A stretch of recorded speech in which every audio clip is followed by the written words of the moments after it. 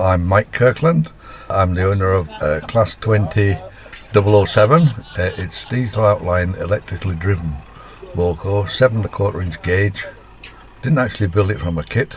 I bought it made because I found a chap that was selling them for the price, built up for the price of what a kit would cost.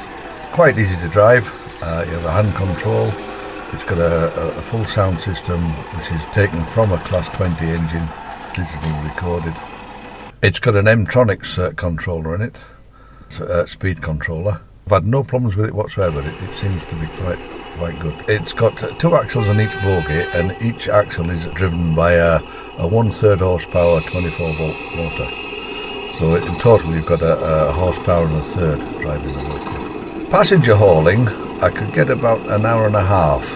One day last year when George's Loco failed, I used 3 sets of batteries. I used my batteries, George's batteries, and then George's spare set of batteries, and I ran for about 4.5 hours. I bought a lightweight trailer, and when I get home, I back the trailer up to my garage door, and I built a little trolley which I'll push up to the trailer. It's on casters. I can just run the engine out of the trailer onto the bogie and then just push it into the side of the garage so it's out of the way. I've got a driving truck, I've got a toad, which can also be used as a driving truck. So I get the Loco and the 2 trucks in the trailer. Yeah, no problem.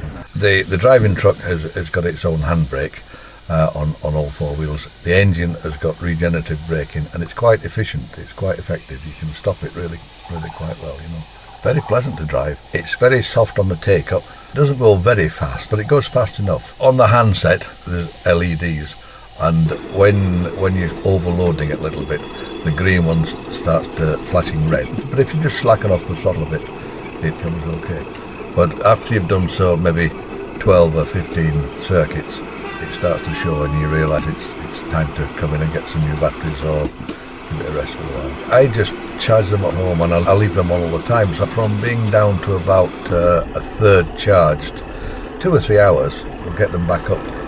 I've got one of these battery chargers that's one of these fit and forget things. You know, so it brings them up and then just it goes on float charge.